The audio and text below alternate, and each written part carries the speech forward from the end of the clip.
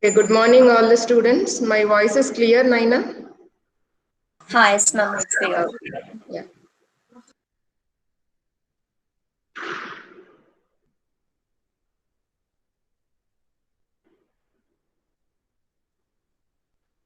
Is the presentation visible? Yes, Yes, ma'am. ma'am.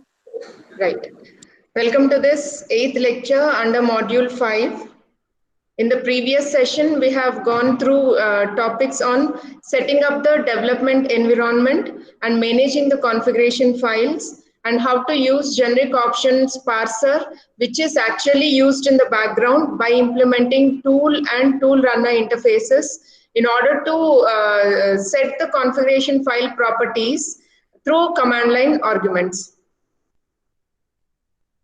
Now in today's lecture, we are going to see how to write a unit test with MapReduce unit and running locally on test data by running a job in a local job runner so that we can see how it runs at a smaller scale on a small amount of data and later scale it on to data on a HDFS cluster and how to test the drivers also.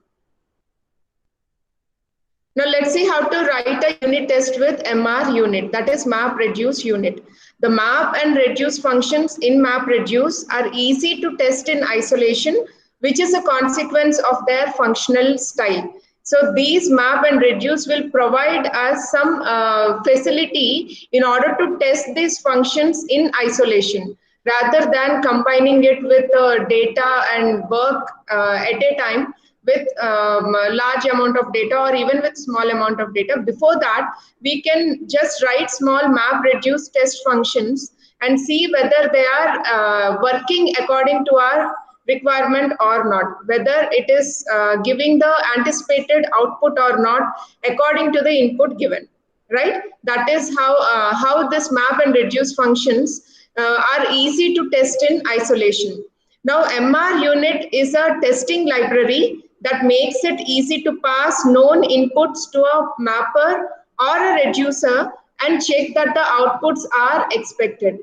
And this is available in incubator.apache.org MR unit. If you want to work with it, or if you want to associate unit tests with your MapReduce programs, then you can take it from this package incubator.apache.org. From that particular link, you can get the package. Now, MR unit is used in conjunction with the standard test execution framework such as JUnit. It can't work alone, but it can be used in conjunction with Java unit framework. So you can run the test for MapReduce jobs as a part of your normal development environment. So when you're developing your MapReduce application, then you can easily associate the tests by using this MR unit in conjunction in association with Java unit. Now let's see how to write the test for mapper and reducer and how they are actually working, how we can test them on small amounts of data. Let's see about that. Now in this particular slide, I'm trying to explain you how a test for a mapper can be written. Now we are using this Java IO exception, ORG Apache Hadoop's IO package, and even the MR unit is being used here. ORG Apache Hadoop MR unit package. From that, you are again taking MapReduce map driver package. These map drivers will help you to associate various other parameters with the test in order to check whether your output is according to the expected output or not after the test. Okay, and you also have to use this JUnit package, org.junit package. This JUnit and MR unit should be used together in order to write unit tests for your MapReduce programs. Now we are writing the max temperature mapper test here. That is why you are giving the name, which indicates the purpose of this particular class. Public class max temperature mapper is your original class, and for that you are writing a test. So give the name as max temperature mapper test and annotated that this is going to be a test so that you will easily understand later when you are seeing the documentation what for this class is written. Now public void you create a process valid record. You create a method by the name processes valid record. So it takes a valid temperature record given by the NCDC data set, and it tries to give the output as a key value pair, where the key is the year and the value is the list of temperatures that are recorded in that particular year across various sensors deployed at various weather stations, geographically apart. Okay, for that you are writing a function here, processes valid record throws. This is normal thing what we do, right? In order to handle any exceptions, we just make the system to handle it, IO exception and interrupted exception. Now coming to the actual definition of this function, process valid record function, we are taking the text value, this is the variable into which we take the input text. Okay, what is the input text here? That entire input split what we considered while writing the mapper and reducer classes. I have shown you how the NCDC data can be split into smaller chunks, which are called as input splits, where you have the offset where that particular input split starts and the text value with some irrelevant data, and again having some relevant data also, that is the year and the temperature in which that particular the year and the temperature for that particular year, along with the quality code. There are other characters which doesn't have much meaning, we can't derive any meaning out of it, but we have some essential features also in that, that is the year and followed by the A temperature with plus or minus symbol and followed by a quality code which tells us whether it is a valid recording of the A temperature or not. Such input splits we have many instances, right? No, this may be some 16 and this may be some 32, like this. Okay, these are input splits what we have seen in the previous explanation, but we are trying to just use this as a text as it is, because our test for the mapper class will is actually required to see whether it is taking the input and giving the valid output or not.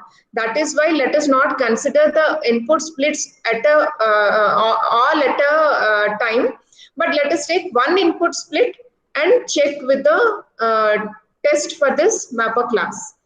Now we are using new instance of this text and passing this entire text as parameter. That is the input split what we consider. Okay, in this part I indicated here with the year. This is the year in which the A temperature is recorded and temperature is being indicated here with the arrow C. This is the temperature followed by the quality code. This last character is the quality code. Now we are creating a new instance of this string and storing it in the value variable. Now, what is your next step? You have to create the new instance of a map driver.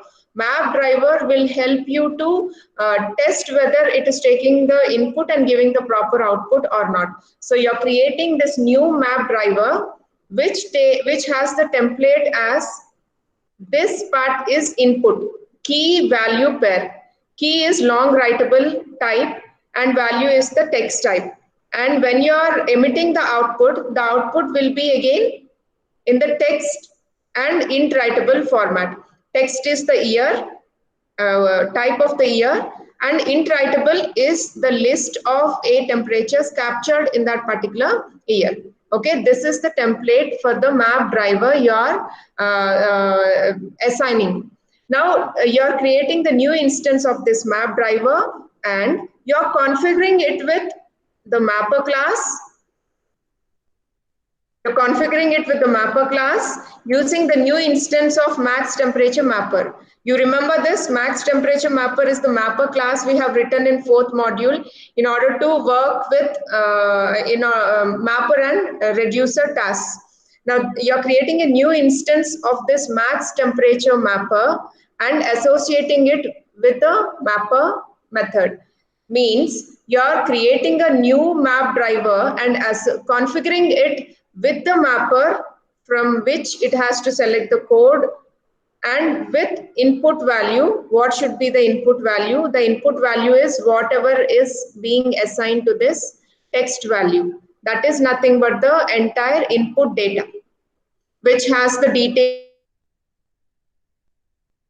of year and the air temperature recorded. Okay, so you're configuring this map driver with the mapper class for which we are writing this test, and with the input value, that is the value of this input split, and with the output also, how the output should look like. The output should be 1950, the year that is extracted, and the temperature minus 11 degrees, this part, leaving the quality code. Okay, minus 11 degrees, that is recorded in 1950.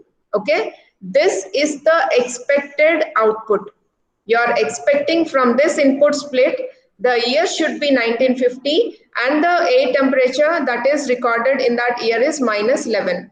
This is what we are expecting from this test when it is run on the mapper class, right? So if this works fine, then it can also work at a larger scale. That is our intention to write this particular unit test. And finally, you are calling the run test method, which will actually take this input and emits the expected output, which is configured by using with output method. Now, when this output is expected as expected, then we say that this test has passed. But if it gives some other output which is not as expected in this line, then we say that the test case has failed. This test for this mapper class has failed. You may have to go back and see where you have gone wrong with writing the mapper class. Okay, this is how the test will be, the unit test will be useful for us in order to check whether mapper class and the reducer class are working according to the expectations or not. Now let's see how to write a test for the reducer class also. Now in this case, we are, see the function name, how we are giving, returns maximum integer in values. Means this reducer class gets the output of the mapper class, which is actually in form of the year, and it receives a list of temperatures recorded in that particular year, right? This is the input for the reducer class. Now, this reducer class should select the year and the maximum temperature recorded in that particular year. That is our intention. For this, again, let us give the input and see what is the expected output. Now we are using returns maximum integer in values. We are writing this method, which is indicating the purpose. It is trying to return maximum integer in values, which throws some exception. And now you create a new instance of the reduce driver. In the previous case, you created new instance of the mapper driver, map driver. Now you are creating new instance of reduce driver, which is again taking the input in the form of key value pair, where the key is of text type, the year, and the value is of int writable type, which is the list of air temperatures. Okay, and it also emits the output in the form of key value pairs. This is the key, the year, and the air temperature, maximum air temperature that is recorded in that year. Okay, this is the template for your reduce driver. Now you are configuring your reduce driver with the reducer class for which you are writing this test. That is max temperature reducer class you have written in your 4th module. Okay, you're configuring this reduce driver with the reducer class for which this test has been written, and with input key, which input key it is, it has to take. Now we are passing an input key as 1950, new instance of this text, 1950, and with input values, we are giving some values ourselves. We are not waiting for the mapper class to give the input and input key and value pair here. We are just giving it an input key and a set of values and see whether it is trying to fetch the maximum value out of it. For that, we are giving with input values arrays as list, you're adding two values here, 10 and 5, as new instances of int writable. New instance of int writable 10, new instance of int writable 5 means you're, in simple terms to understand this, you're just giving 10 and 5 as a list. Observe this, as a list, and converting it into array of integers, so that now you're passing the input key as 1950 and the input values as 10 and 15. So the input for this reducer class is now 1950 along with 10 and 5. Okay, we are giving a small input to check whether it is giving the output correctly or not. Okay, that is what we are doing in simple terms. Now with output, how we are configuring the output for this reduce driver here? With output, we are expecting the output to be 1950, which is of text type or string type, and new int writable, you are expecting the maximum temperature from this particular list to be 10. Okay, so the input you are giving is 1950 and 10 and 5 list of some integers, and you are expecting fetch the key as it is and the value as maximum of the integers that are passed, that is 10, because you have passed 10 and 5. Okay, this will be your output. Now run the test. Now this test should emit 1950 and 10, which indicates that your test is a pass. If it doesn't give this output as expected, then your test is a failure. You have to go back again to your reduce class and see where actually it is going wrong. Okay, this is how you have to test at a smaller scale, by writing unit tests for the mapper and reducer classes. See how it runs on a machine in a pseudo distributed mode, and if it is working fine, then you can scale it up to a larger cluster. Now that we have the mapper and reducer working on controlled inputs, we have given controlled inputs. You observe that, right? We are giving our inputs and seeing whether it is working according to our expectations and giving the expected outputs or not. Now we have the mapper and reducer working on controlled inputs. Now the next step is to write a job driver and run it on some test data on a development machine. Okay, now our next step is to write a job, configure the job object, pack all these mapper and reducers into a job object, and then start running it on some test data, again on some test data, because we have to even check whether the job is running properly or not. So we have to run it on some test data on a development machine first, and then put it onto a larger cluster. Now using the tool interface, it is easy to write a driver to run our MapReduce job for finding the maximum temperature by the year. Let us see how we can do that. Now this is the application to find the max temperature.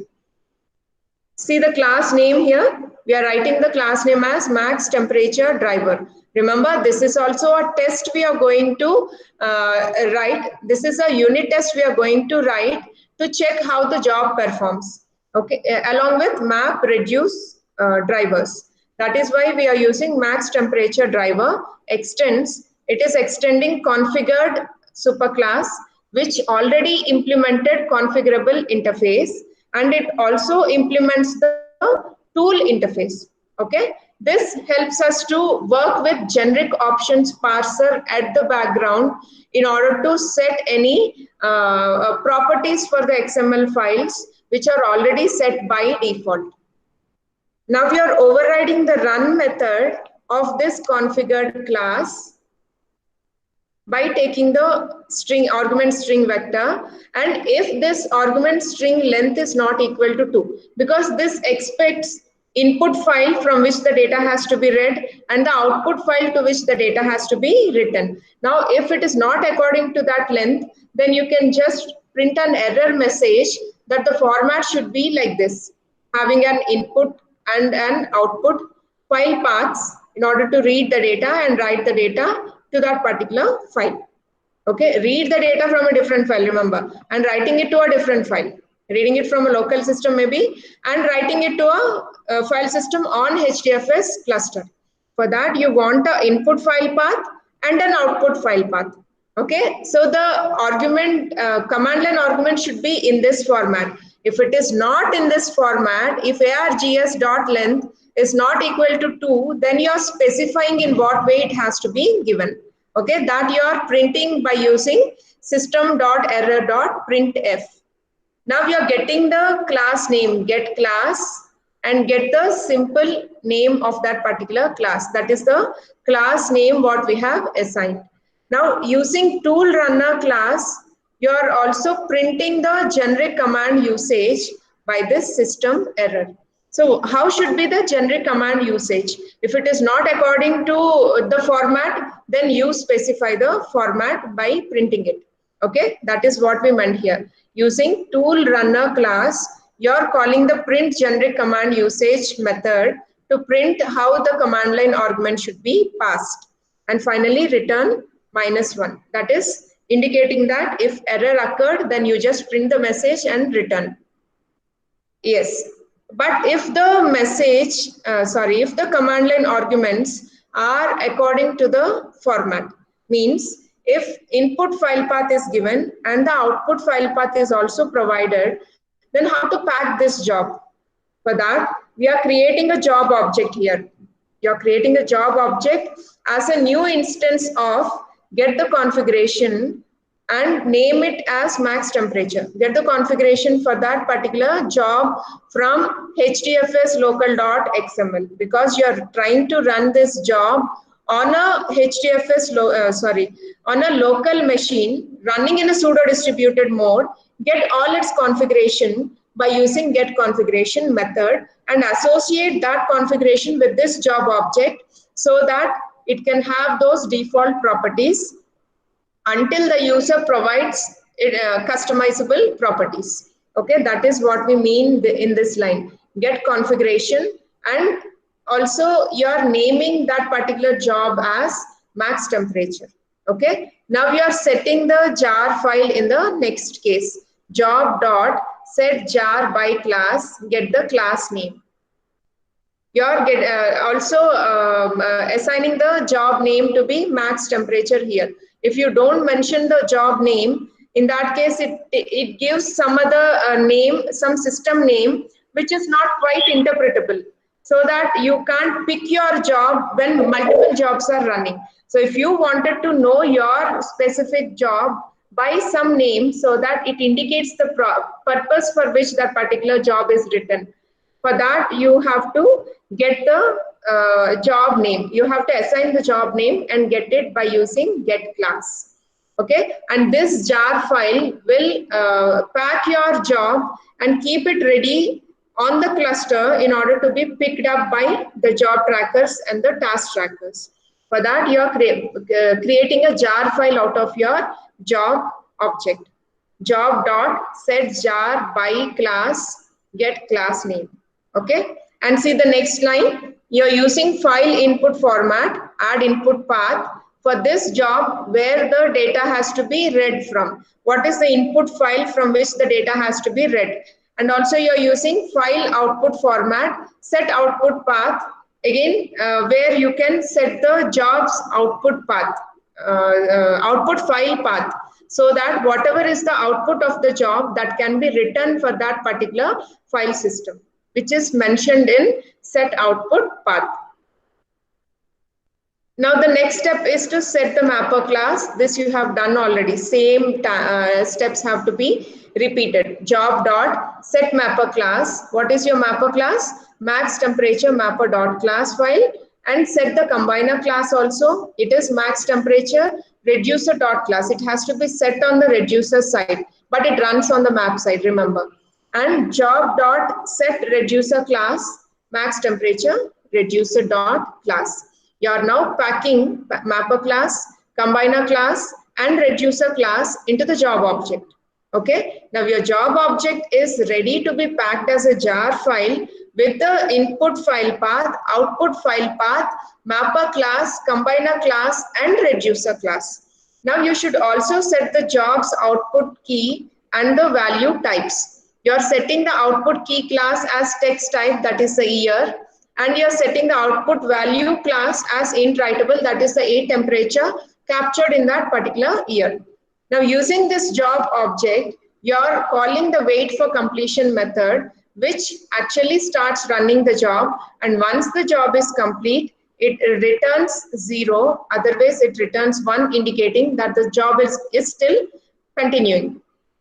Now you have to start a main method which is actually used to test your local job. Now create the main method, public static void main, giving the argument string vector, throwing the exceptions, and see here clearly, you are using the tool runner class. This tool runner class will work with generic options parser in the background in order to check whether the user has passed any command line argument properties in order to override the properties already defined in the resource XML files like Hadoop local, Hadoop localhost, and Hadoop cluster. You have various XML files and configurations associated in that.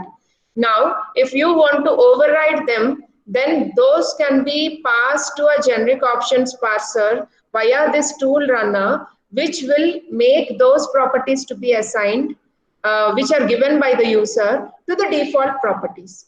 Okay, for that you're using tool runner dot, you're calling the run method, which is creating a new instance of max temperature driver. That is your class here, this max temperature driver.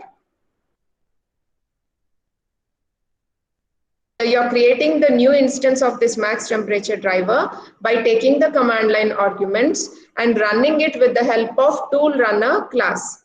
Now this gives an exit code. If the run is complete, then it gives 0. If the run is not complete, still it is running, the job is still executing, then it gives 1. Now according to the past exit code, the system will take a decision whether to exit from this job or not.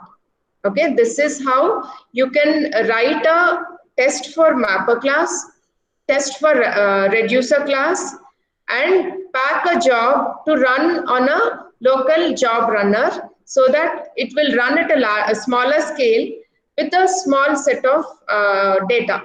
Once it is running fine, then you can put it onto a larger cluster. Now we can run this application against some local files because our mapper test, reducer test are ready, and even the job driver is ready. You can start running this application against some local files to see whether it is working properly in a pseudo. Now Hadoop comes with a local job runner, a cut down version of the MapReduce execution engine for running MapReduce jobs in a single JVM. Okay, if these jobs have to be run on single Java virtual machine, you have a cut down version of this MapReduce execution engines, and you can run your local job runner on this. Now it's designed for testing and is very convenient for use in an IDE, since you can run it in a debugger to step through the code in your mapper and reducer. This is associated with an IDE so that you can quickly go through and debug your program. If at all your test cases fail, you can easily find out where the code has gone wrong. You can easily debug using the IDE for this mapper and reducer. Now let us see how to test the drivers. The drivers are ready. Now let's see how to test them. Apart from the flexible configuration options offered by making your application implement the tool interface, you also make it more testable because it allows you to inject an arbitrary configuration.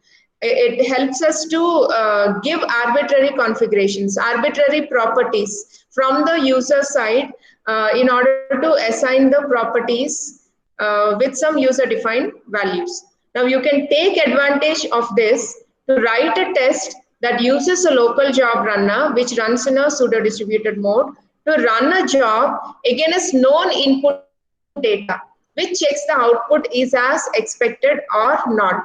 So you're testing your unit test with known input data and seeing whether the output is as expected or not.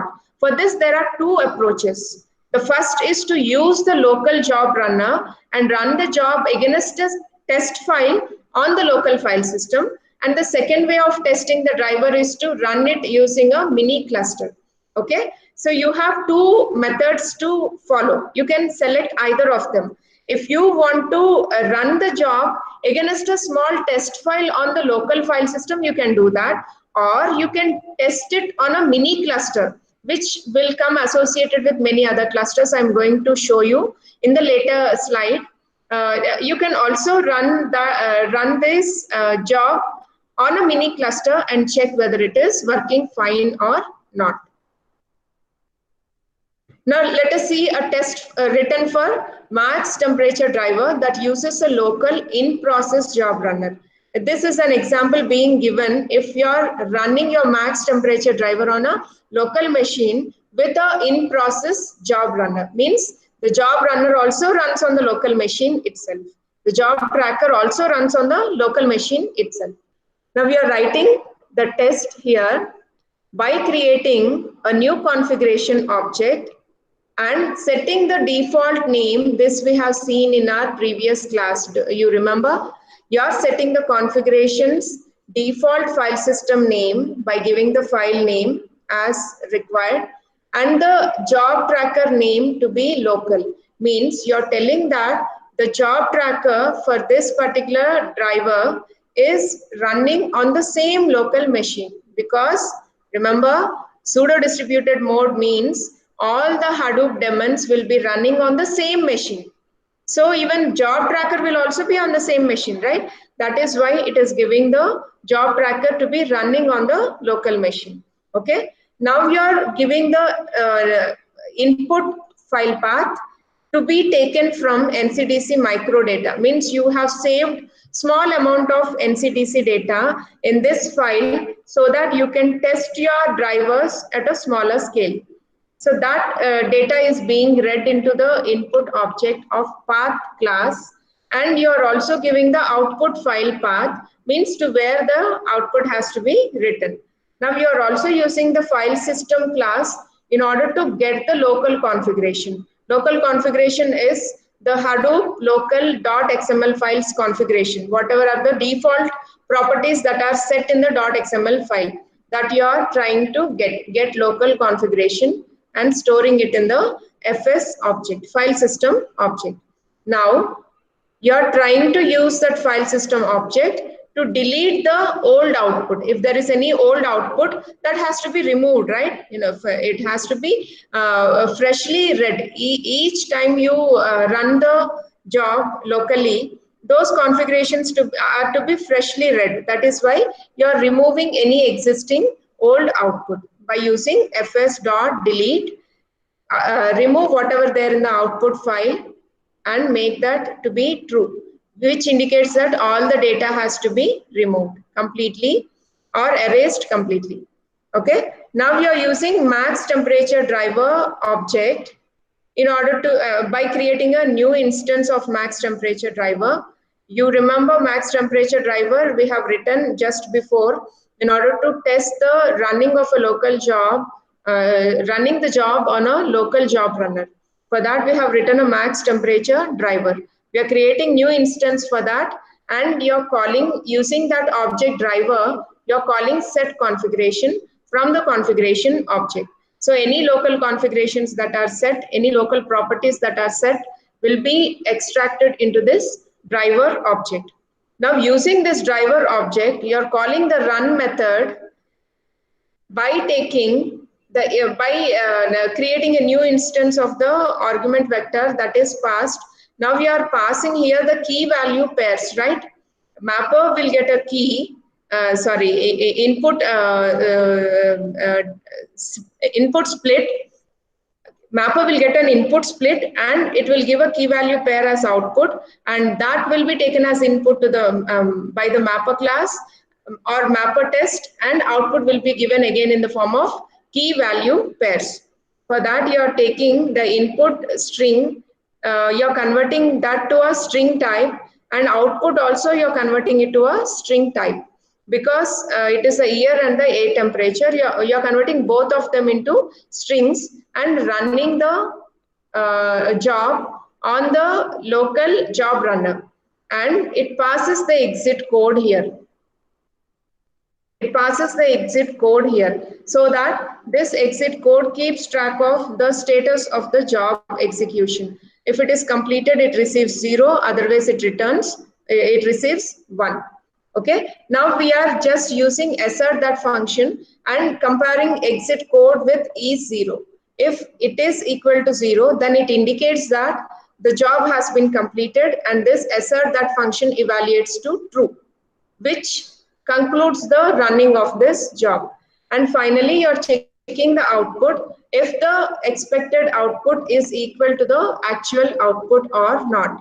Means you're after running this job, you're expecting some output. Whether that output is equal to the original output or not. If it is as expected, then you can say that this entire driver is running successfully. This entire job is running successfully in a pseudo distributed mode, so that now you can port it onto a larger cluster. Now, the second way of testing the driver is to run it using a mini cluster. The first one is to run it against a test file on your local system. Your second way is to run it on a mini cluster. Now, Hadoop has a set of testing classes called mini DFS cluster, mini distributed file system cluster, mini MapReduce cluster, and mini YARN cluster. Okay, these are all the components or a set of testing classes that are available with Hadoop in order to test the drivers on a mini cluster. That provides a programmatic way of creating in-process clusters. Okay, you can run a small set of tasks on this mini cluster and see whether they are working properly without any failures. Now, unlike the local job runner, these allow testing against the full HDFS and MapReduce machinery.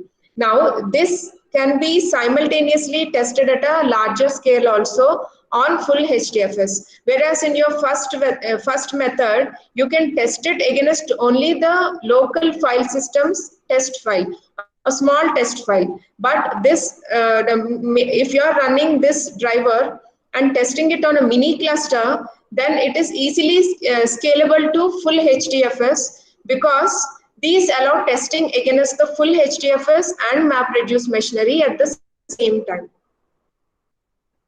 Now, mini clusters are used extensively in Hadoop's own automated test suite, but they can be used for testing user code also. Normally, they can be used to test Hadoop's own, actually, the mini clusters are used in Hadoop's own automated test suite, but still they allow us to test the user code also. That is why we can immediately scale up from a local system to HDFS cluster after the test, when we are testing it on a mini cluster. Now, Hadoop's cluster MapReduce test case abstract class, this is the abstract class which provides a useful base for writing such a test which handles the details of starting and stopping the inter-process HDFS and MapReduce clusters in its setup and tear down methods. Okay, setup is used to set up the cluster, set up this driver onto a cluster, and tear down is to remove it from the cluster, and generates a suitable configuration object that is set up to work with them. It also generates a suitable configuration object which contains associated properties to set it up to work with a larger cluster.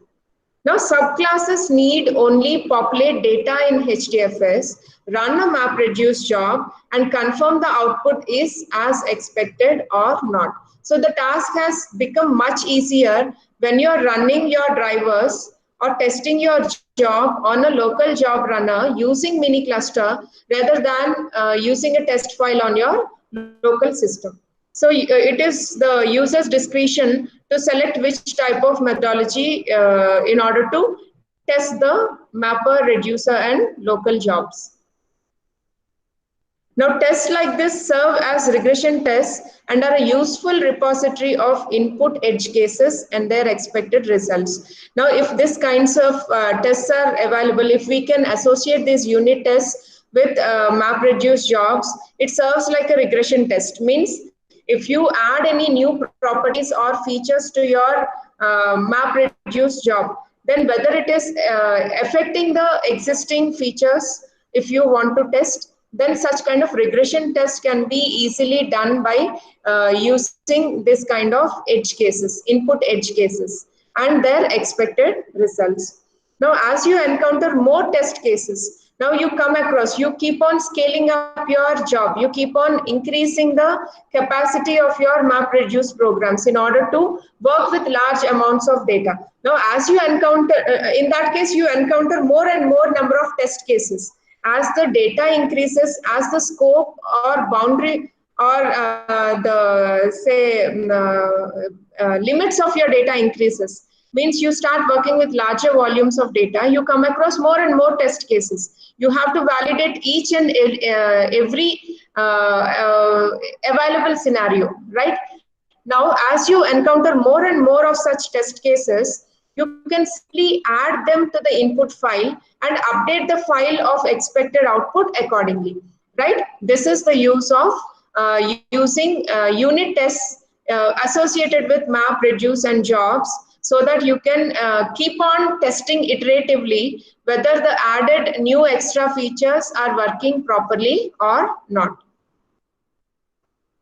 Now, in the forthcoming session, we are going to see how to run a job by packaging it and running it on a running it on a HDFS cluster, and how to launch a job and see how it is actually running by using the MapReduce web user interface, so that you can see how the particular job is running, what is the status of the job trackers, task trackers, all this can be easily monitored by using this MapReduce web user interface.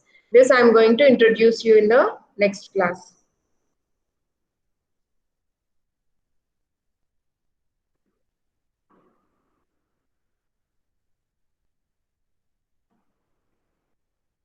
Okay, any doubts till here?